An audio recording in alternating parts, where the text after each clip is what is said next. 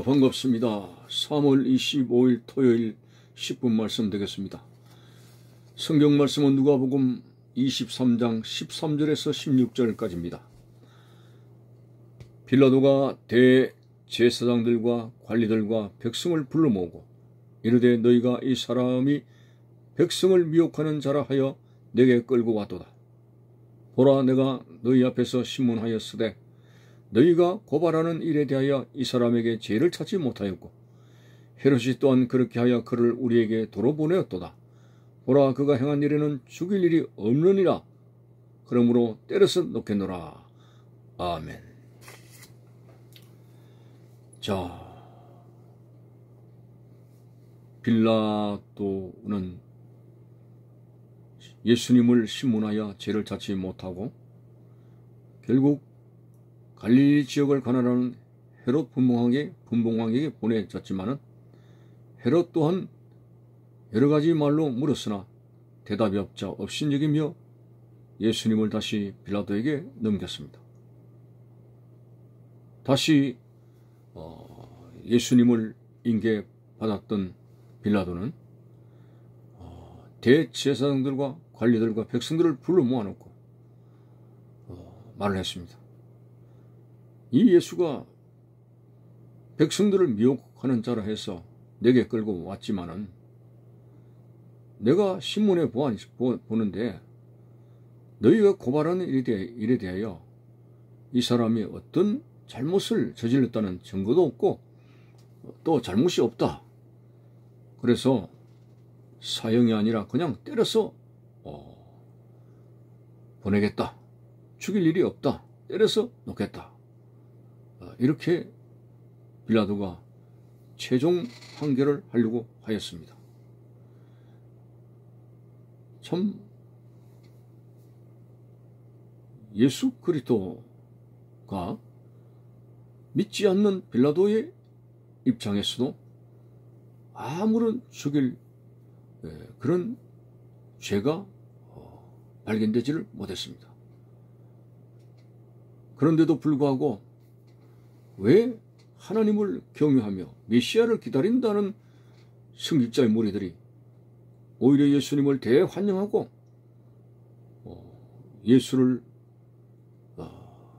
위하여 살고 예수를 위해서 그들이 온 생명을 헌신해야 되는 승직자의 무리들이 이렇게 예수님을 죽이려고 온갖 힘을 쓰게 되는 그런 역설적인 사람들이 되어야 했을까? 한마디로 가룟 유다를 비롯해서 하나님의 영광을 위해 살고 하나님의 일을 평생 수송드는 그런 승직자들이 오히려 악한 사탄 마귀에게 사로잡혀서 마귀의 충동에 의해서 사단의 앞잡이가 되었기 때문에 그들은 승직자임에도 불구하고 예수님을 죽이려는 불행한 그런 길을 걷게 되었습니다. 참으로 그때뿐만 아니라 오늘날까지 사탄 마귀는 계속적으로 사람들의 마음을 악하게 물들이고 심지어는 교회와 모든 성도들, 성직자들에 이르기까지 하나님과의 사이를 끌어올리고 온갖 죄악을 유발시키고 있습니다. 베드로서에도 마귀가 우는 사자처럼 삼킬 자를 찾고 있는 그 모습을 베드로서에 기록하고 있는데 오늘날도 마찬가지입니다. 이렇게 공중권세를 잡고 있는 사단과의 치열한 전쟁, 이것이 우리 신자들이 우리의 삶에 있어서 전적으로 힘써야 될 대영적인 전쟁이 아닐 수가 없습니다. 온갖 염과 시기와 질투와 정욕과 그리고 악한 욕심과 이런 것들이 우글우글 우리의 삶에 나타나서 오늘 우리를 패망시키려고 하는 사탄의 권세가 계속적으로 있습니다. 그래서 오늘 세상에 나타나는 여러 가지 국제전과 우크라이나나 러시아의 이런 전쟁, 물리적인 전쟁이나 이것은 어떤 면에서는 작은 것인지도 모릅니다. 그러나 인류 전체를 파멸시키고 주님의 구원의 역사를 무너뜨리는 사탄과의 영적 전쟁이 오늘 무엇보다도 가장 우리가 비중을 두어야 될 그런 전쟁입니다. 그래서 오늘 또 교회와 우리 성도들을 넘어뜨리고 해련이 되어 있는 사탄의 앞잡이가 되어서는 안 됩니다. 사탄의 어떤 욕구에 무릎을 꿇는 자가 되어서는 안 된다는 것입니다. 오늘 예수님 당시에 무엇보다도 하나님을 경외하고 말씀을 가르치던 성직자의 무리들이 메시아 되신 예수님을 대적하고 예수님을 죽이려고 해련이 되었던 것은 그들은 영적 무지의 인간이었고 사단의 종로로 타는 모습들이 역력하게 나타났습니다. 그래서 지금도 눈에 보이지 않지만 이 권세가 수많은 사람을 타락시키고 있고 하나님과 교회 사이를 끊어놓으려고 혈안이 되어 있는데 이 사탄의 권세를 우리가 승리할 수 있는 길이 없을까요? 그것은 우리의 힘으로 되는 것이 아닙니다. 사단은 한마디로 영악하기 때문에 참으로 우리가 가지고 있는 이성적인 노력으로는 도저히 감당할 수가 없습니다. 그래서 바울은 하나님의 전신갑주를 취하라고 말했습니다. 그렇습니다. 하나님의 전신갑주를 입을 때 공중군세를 잡은 원수마귀를 물리치고 온전히 믿음 가운데 살다가 부활의 자리에 서게 되는 것입니다. 그렇다면 이 하나님의 전신갑주의 골자는 뭡니까?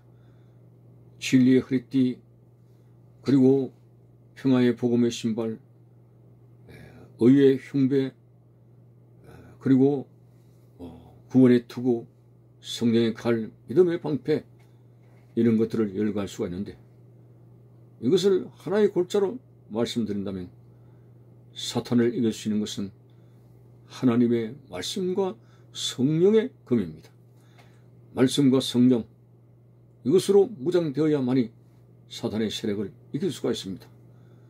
말씀과 성령으로 무장되었던 사도 바울이 빌립보 감옥에 무탈을 당하고 그렇게 고통 중에 감옥살이를 하면서도 원망과 불평이라고 하는 그런 사탄의 권세를 물리치고 그날 밤에 뜨거운 찬양으로 하나님께 영광 돌리게 될 때 흑암의 권세가 떠나가고 오히려 감옥 속에도 예수 그리스도의 복음을 증거하며 간수와 그 가족들이 구원받는 역사가 나타나게 되었습니다. 그렇습니다. 하나님의 전신갑주를 힘입기 위해서 하나님의 말씀과 성령으로 무장되는 생활이 어느 때보다도 필요합니다. 그렇지 않고는 우리는 넘어집니다. 우리는 신앙을 지켜나갈 수가 없습니다. 말씀과 성령의 능력으로 무장되기 위해서 중요한 우리의 생활 속에 기도가 되어져야 됩니다.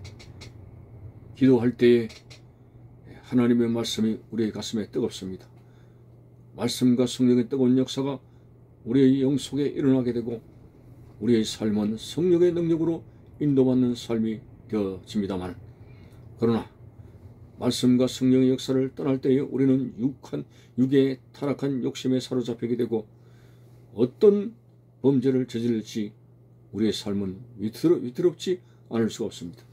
예수님께서 그 열정 깊었던 베드로도 밀가버리듯이 넘어뜨린다고 제자들에게 말씀했습니다. 수제자인 베드로도 순식간에 넘어뜨리려고 밀가버리듯 한다고 하지 않았습니다.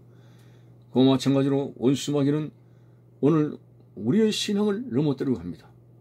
항상 겸허하고 섰다고 생각하는 교만한 자세를 버리고 뒤에 있는 것은 잊어버리고 앞만 향해서 열심히 기도하는 가운데 말씀과 성령의 역사로 말미암아 사단의 권세를 이기고 온전히 믿음 가운데 살아갈 수 있는 그런 우리의 신앙적인 그런 힘쓰는 열정이 있어져야 됩니다.